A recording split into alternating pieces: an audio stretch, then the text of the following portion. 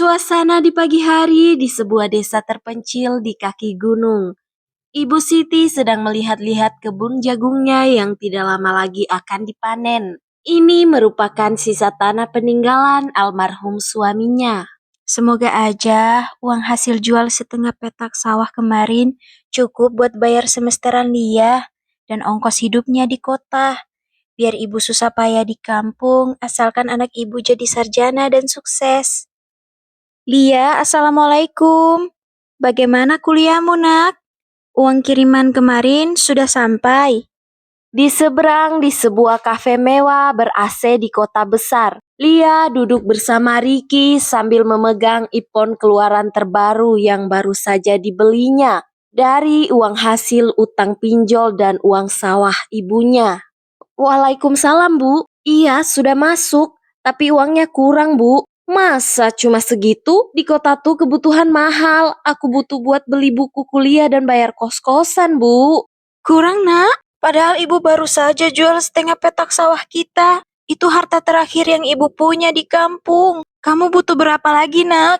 Ya, mana aku tahu urusan sawah ibu. Pokoknya minggu depan kirim lagi. Minimal 2 juta lah. Kalau enggak, aku bisa diusir dari kampus.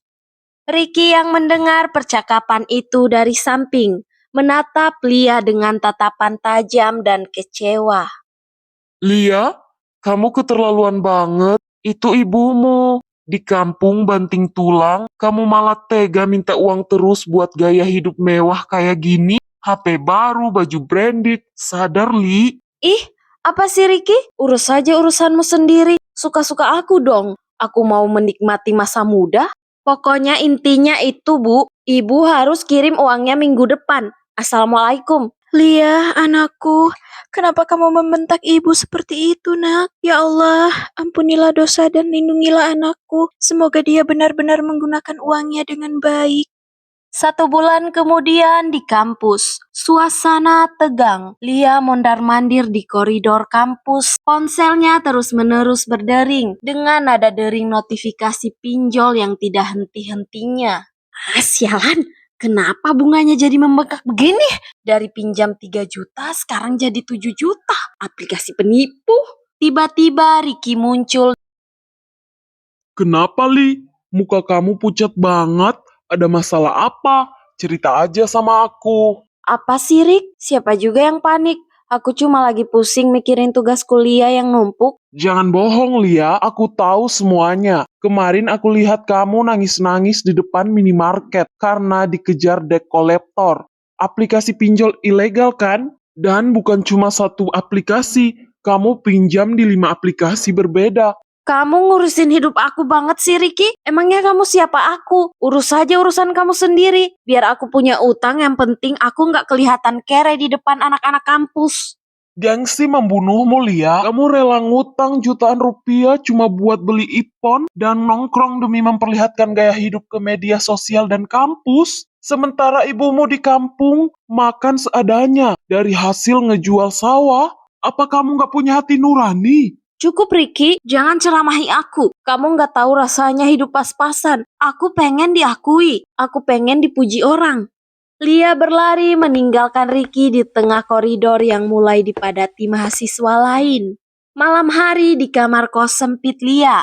Tiba-tiba pintu kos digedor dengan sangat kencang dan kasar dari luar, disertai suara teriakan orang menagih utang. Buka pintu, Lia. Jangan lari kamu. Kalau hari ini nggak bayar, foto KTP dan data kontak kamu kita sebar ke seluruh media sosial. Kami akan obrak-abrik kosanmu. Tolong, jangan sebar data saya. Saya mohon kasih waktu 2 hari lagi. Tiba-tiba ponselnya berdering, bukan dari pinjol, melainkan panggilan dari tetangga di kampungnya. Halo, Lia, ini Pak RT di kampungmu. Nah, kamu cepat pulang atau ke rumah sakit sekarang. Ibumu jatuh pingsan di sawah karena kelelahan kerja keras. Memikirkan uang kiriman yang terus kamu desak. Ditambah kabar kalau kamu terlilit utang besar dari orang desa yang sempat dihutangi ibumu. Apa? Ibu? Ibu di rumah sakit?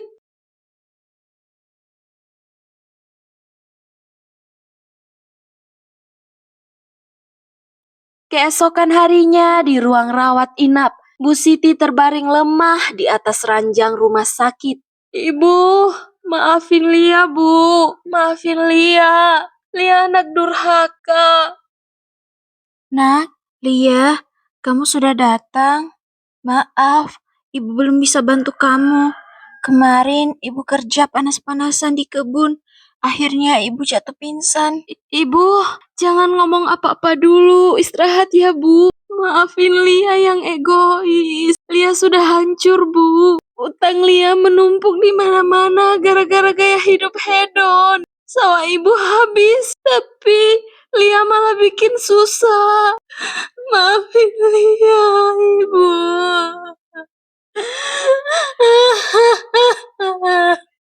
Sudah nak, Ibu sudah ikhlas. Harta di dunia bisa dicari lagi. Tapi kalau kamu kenapa-napa, Ibu sama siapa di dunia ini? Jangan pernah korbankan kehormatan dan kejujuran demi gengsi sesaat. Ingat nak, belajar dari kesalahan. Seminggu kemudian, Lia memutuskan untuk menjual semua barang brandednya dan HP iPhone-nya di temannya yang kaya raya untuk membayar setengah dari hutang pinjolnya. Dia memutuskan untuk pulang dan merawat ibunya di kampung. Lia duduk di kantin bersama Ricky. Aku bangga sama kamu, Li. Berani jujur sama pihak kampus. Jual semua barang mewah buat cicil bayar hutang pinjol. Dan memutuskan pulang merawat ibumu. Itu luar biasa. Semua berkat teguran kamu, Rick, dan kesabaran luar biasa dari ibuku. Aku hampir kehilangan segalanya cuma karena kebodohan dan gengsi palsu di media sosial. Manusia tempatnya salah, Li. Yang penting kamu sudah sadar sebelum semuanya terlambat. Bu Siti duduk di teras rumah sambil tersenyum hangat, ditemani Lia yang duduk dan mengobrol dengan penuh kasih sayang bersama ibunya. Tidak ada lagi kemewahan palsu, yang ada hanyalah ketulusan keluarga yang begitu hangat. Gengsi dan gaya hidup hedon adalah racun yang membunuh perlahan. Jangan pernah menukar keringat, air mata, dan pengorbanan seorang ibu demi kesenangan duniawi yang semu, karena ridho Allah terletak pada ridho orang tua, dan durhaka tidak akan pernah membawa kebahagiaan.